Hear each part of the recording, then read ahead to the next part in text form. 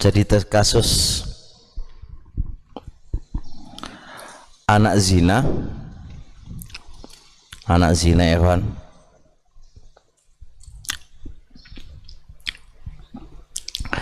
Anak zina terus tercatat di kakah, itu bapaknya adalah yang menzinai, kemudian hijrahlah si wanitanya, ngerti ngaji, terus ini mau nikah, bingung dia, apa yang harus saya lakukan katanya. Wali hakim nggak mau, hakimnya mau jadi wali nggak mau. Karena apa? Karena yang menikahkan harus bapaknya, dan saya nggak mau tahu katanya, karena yang di kakaknya itu adalah si bapak itu. Paham saya? Nah, gimana saya ini gitu kan? Apakah saya nggak menikah atau boleh bapak yang sebenarnya itu adalah saya dulu adalah hasil apa zinanya dia gitu kan, boleh nggak jadi wali?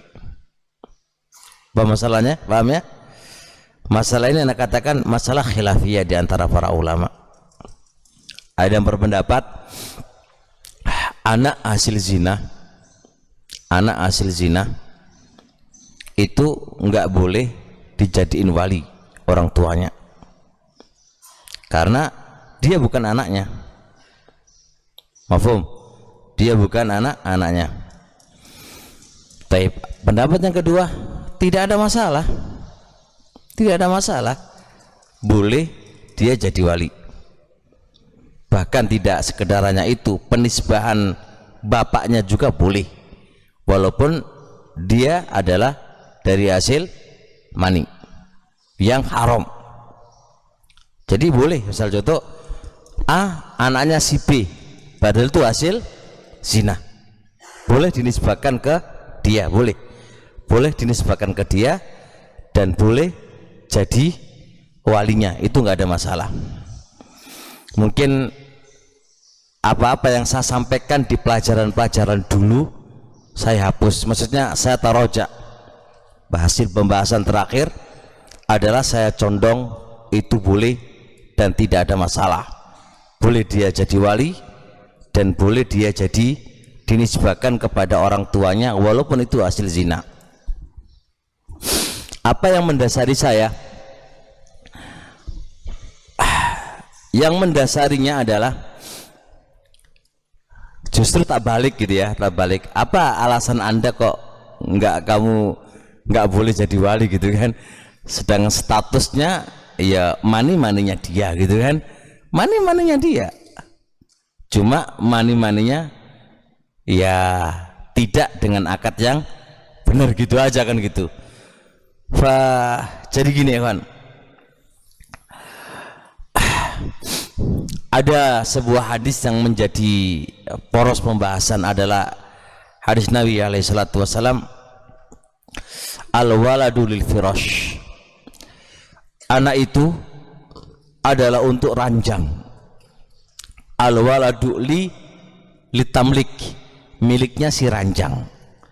Al-waladu lil firash, anak itu miliknya si ranjang.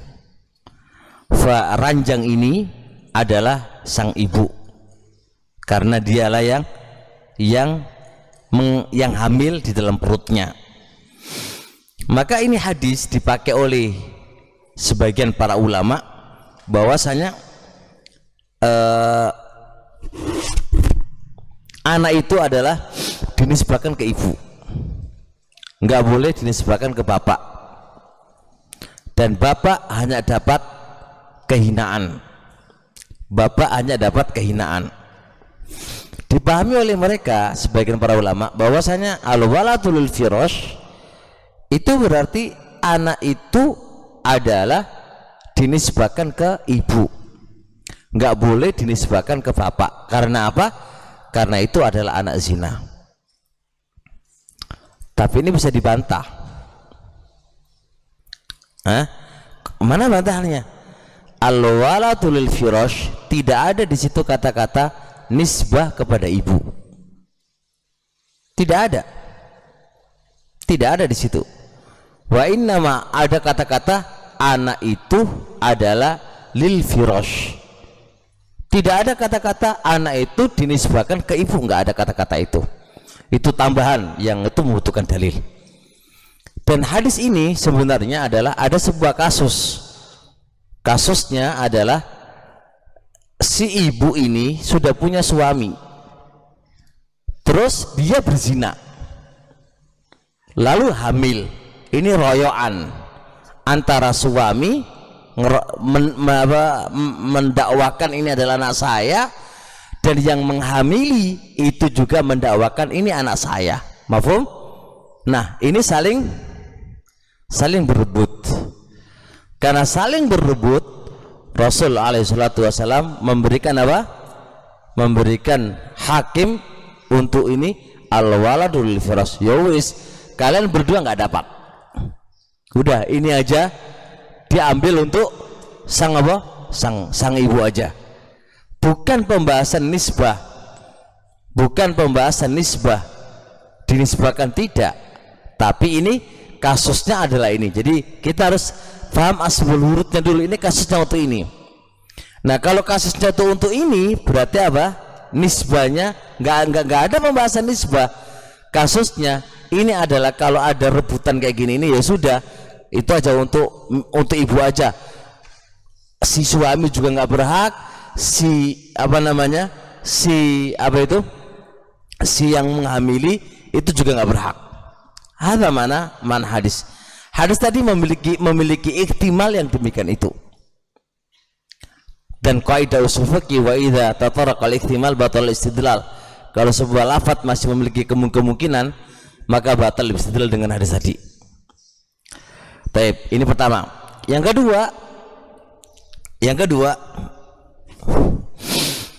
ala qaulikum antum,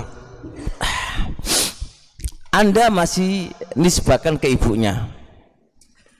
Atas dasar apa antum nisbahkan ke ibunya? Ini bukan ala qauli Rasul ya. Ala qaulikum antum, itu antum nisbahkan ke ibunya. Kalau antum nisbahkan ke ibunya dan nggak boleh dinisbahkan ke bapaknya, ilahnya karena air mani nggak beres. Pertanyaannya, apakah sang ibu mengeluarkan air mani itu beres nggak? Nggak beres. Oh, beres nggak? Nggak beres juga tuh. Sama-sama zina kan? Kalau itu sama-sama zina, kalau itu dinisbahkan, boleh dinisbahkan ke ibu ala qaulika, bukan ala qauli Rasul ya. Kalau Rasul nerima ya, nerima Rasulullah nerima. Ini ala qaulika Anda, ala qaulika anta. Itu dinisbahkan kepada sang ibu. Sedangkan ibu pun dari air mani yang tidak benar kan? Maka kenapa nggak boleh dinisbahkan kepada bapak? Ilahnya sama-sama nggak benar. Kalau itu boleh pada ibu, harusnya boleh dong kepada bapak. Kan begitu? Harusnya boleh dong kepada bapak. Ini harusnya begitu logikanya kan gitu. Jadi barakallahu fikum. Jadi kesimpulannya itu kesimpulan umum aja ya, saya nggak mungkin, waktunya juga mepet, saya juga nggak bisa terlalu panjang jelasinnya karena juga kondisi saya masih sakit. Jadi itu kesimpulannya, karena kayaknya mendesak sekali pertanyaan tadi. Jadi nggak ada masalah, biarkan aja orang tuanya menikahkan, dan insya Allah sah, tidak ada masalah, walaupun itu bukan anak dari hasil perzinaan, nggak ada masalah. Tapi diantara alasannya juga, kalau kita katakan itu sampai dinisbahkan ke ibu, maka akan jadi permasalahan besar kepada anak. Anak itu akan terjadi apa? Waduh, aku anak zina. Wah, aku tak nakal aja wis gitu kan. Menghancurkan masa depannya anak. Tapi kalau kita katakan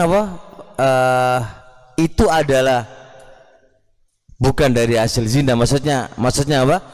boleh dinisbahkan kepada bapaknya, itu juga ada masalah juga. Orang akan menggampangkan masalah apa? Masalah zina. Alah, zina masih tetap anak saya kok, nisbah kepada. Kita sampaikan apa? Sesuai dengan keadaannya masing-masing. Ya kita sampaikan tetap zina hukumnya haram, walaupun nanti penisbahan tetap penisbahan kepada siapa? Kepada bapaknya. Tapi ketika dalam kasus-kasus tertentu yang kayak gini, pening juga itu orang. Gimana aku mau nikah kan? Maka tidak ada masalah dia menikah, walaupun apa? Walinya orang tua yang orang tua dari hasil zina yang mau menjadikan wali, dan insya Allah sah la nikah illa bi wali, dan dia menikah dengan wali dan tidak ada masalah insya Allah taala.